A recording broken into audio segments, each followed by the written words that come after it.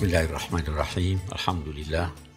Wassalatu wassalamu ala rasulillah wa ala alihi wa ashabihi wa man wala.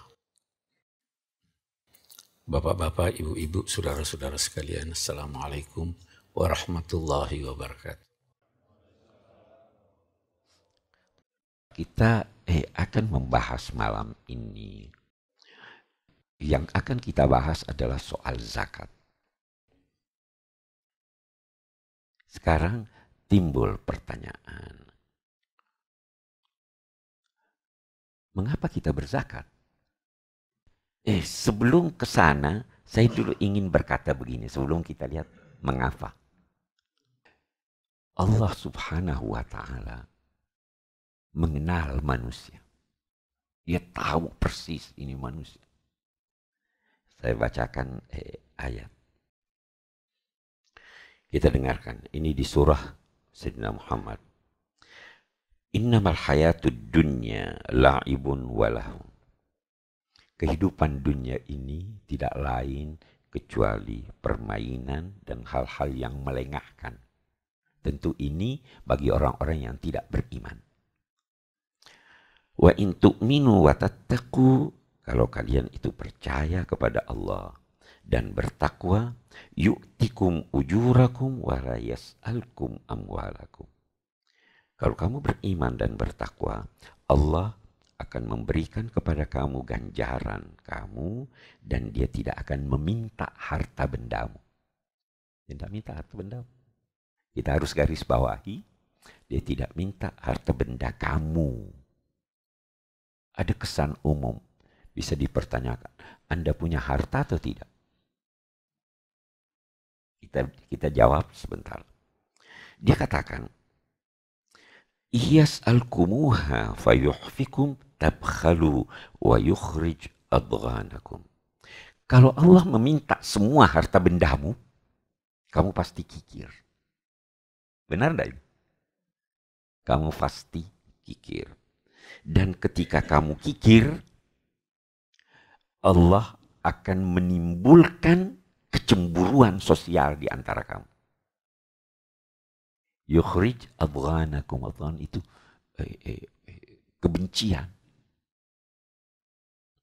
Jadi Allah Subhanahu wa ta'ala ketika mewajibkan zakat tidak meminta semua harta kita. Dia tidak minta semua harta kita.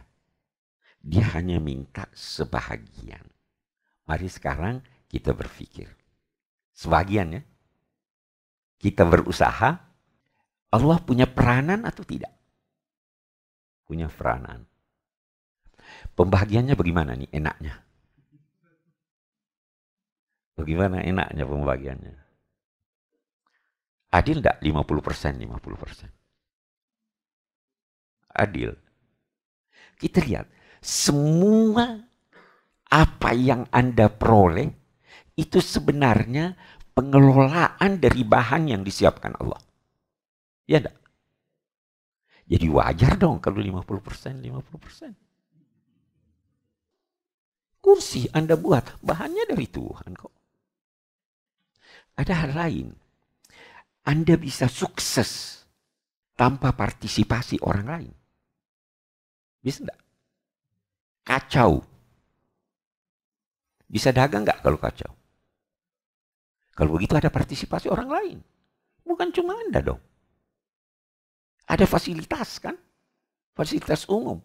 Wajar enggak itu diberi? Coba pikir-pikir. Wajar kan? Jadi berapa persen yang Anda mau ambil? Kita logikanya. Terus yang ketiga tadi, makna persaudaraan. Kita kan semua bersaudara. Kita bersaudara. Saudara itu, kalau memang Anda merasa bersaudara, Anda berkewajiban membantu saudara Anda bahkan sebelum dia minta. Bagus. Oke, sekarang kita sudah sepakat. Kita bagi dong. Ini sangat logis ya. Oke.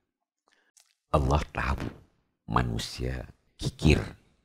Wa may yuqa syuhha nafsihi, siapa yang bisa dihilangkan darinya kekikiran di dalam hatinya, itulah orang yang beruntung. Karena dia tahu kita kikir, dia tidak minta banyak. Mari kita lihat. Yang pertama, tidak semua harta yang Anda miliki wajib Anda zakati. Kendaraan yang Anda pakai perlu dizakati atau tidak? Coba lihat. Rumah yang Anda tinggali perlu dizakati atau tidak? Tidak.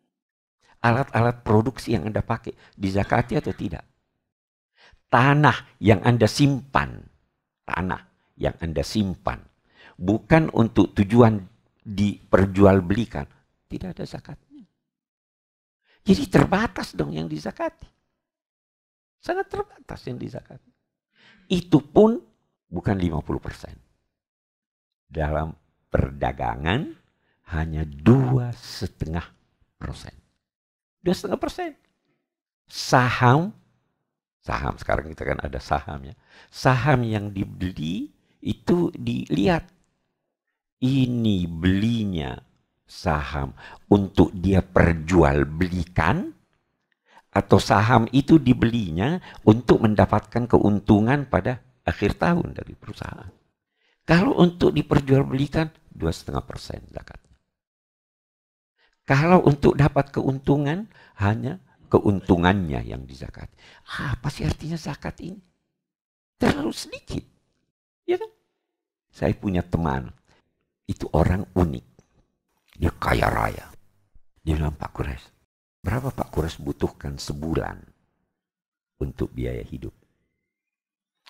Saya nggak tahu juga berapa. Ya. Tapi dia bilang, katakanlah 50 juta. Kira-kira berapa itu? 50 juta itu banyak ya. Terserahlah dari orangnya. Ya. Katakanlah 50 juta. Umur Anda berapa tahun kira-kira? Ya, 80 tahun. Wajar. Jadi kalau Anda punya umur sekarang 60 tahun atau 50 tahun, Anda butuh untuk 30 tahun. 50 juta kali 12. Berapa ratus juta itu? Berapa miliar itu? Dia bilang, coba bayangkan. Ada orang punya triliunan. Ada orang punya miliaran. Dikemanakan? Jadi dia itu orangnya sangat. Tadinya mu'alaf nih, tidak seperti kita nih ya. Karena dia kaya raya.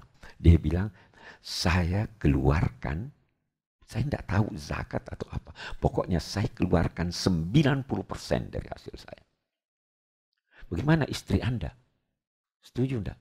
Dia biasa mengeluh. Karena dia usulkan 50% aja. Subhanallah. Itu.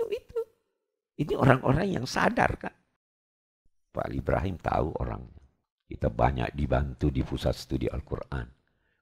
Jadi ada orang-orang yang sadar. Karena dia memang merasa bahwa tapi Allah tahu tidak semua orang seperti itu. Ya, tidak semua orang seperti itu. Kalau dia minta seperti itu, kamu tidak akan beri. Karena kamu kikir. Karena itu Allah cuma meminta sedikit. Untuk perdagangan 2,5%. Untuk punya 40 ekor kambing, 1 ekor kambing. Untuk punya 5 ekor unta, 1 ekor kambing. Sedikit sekali. Baik. Itu juga sebabnya Nabi berpesan ketika mengutus Mu'adz bin Jabal ke Yaman untuk memungut zakat. Beliau bersabda, Iyakum wa karaima amwalihim. Jangan ambil sebagai zakat harta mereka yang paling mereka sukai.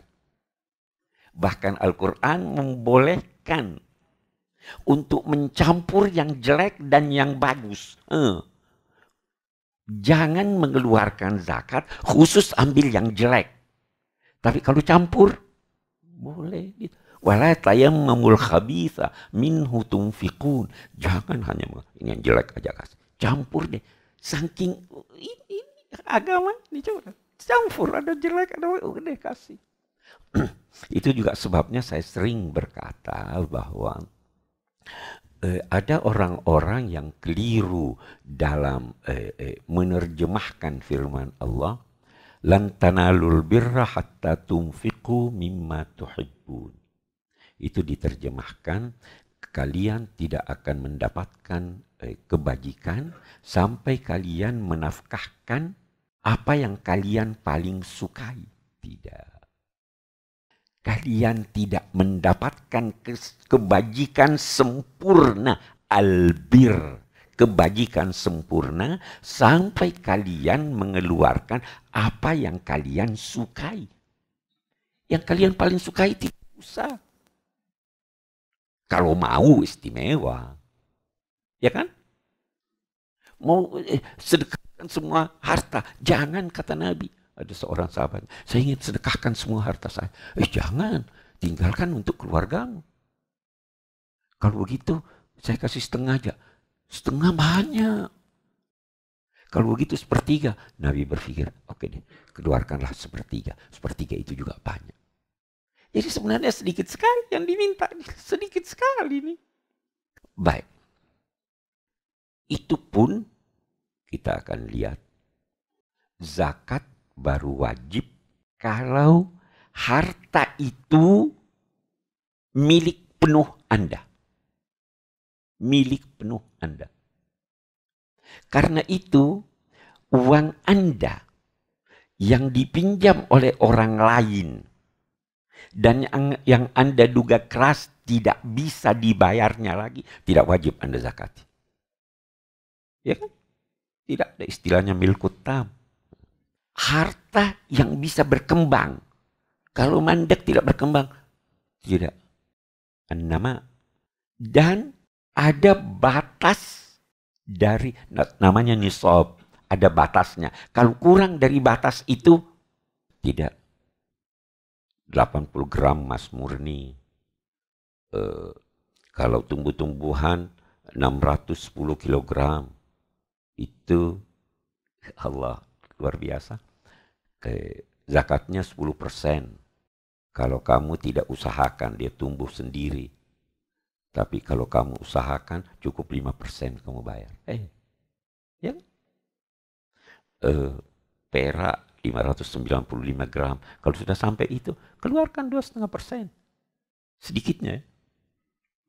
Kalau Anda punya uang 50 juta, 2,5% itu berapa itu dari 50? 1 juta lebih ya. Masih sisa berapa? Subhanallah. Padahal itu berkembang, manfaatnya kembali pada Anda. Orang yang Anda beri simpati pada Anda, tidak pernah ada pemberian yang tulus, yang tidak membawa dampak positif pada pemberinya. Semakin tulus, semakin berdampak positif. Saya pernah cerita, ada satu teman saya. Itu dia katakan begini, Pak Kures, ini sekarang ini partai-partai macam-macam nih, kita pedagang nih harus datang sini minta, datang itu minta. Dia katakan, saya biasa keluarkan puluhan juta untuk itu. Hati saya. Tapi dia cerita sambil menangis, saya pernah ceritakan. Dia cerita sambil menangis, dia jalan di mobilnya bersama istrinya, dia lihat ada seorang tua memikul pisang untuk dijual. Dia hentikan mobilnya, dia kasih 100.000. Itu orang lihat dia, kaget 100.000 nih. Mudah-mudahan kamu selamat nak. Dia, saya pergi, hati saya plong begitu, senang. Saya mau kembali, saya anggap terlalu sedikit ini 100.000. Dia sudah tidak ada. Sampai sekarang itu dia masih ingat, dan kalau dia cerita dia menangis. Anda menerima. Itu tadi, hati lapang, bersih, dan lain-lain.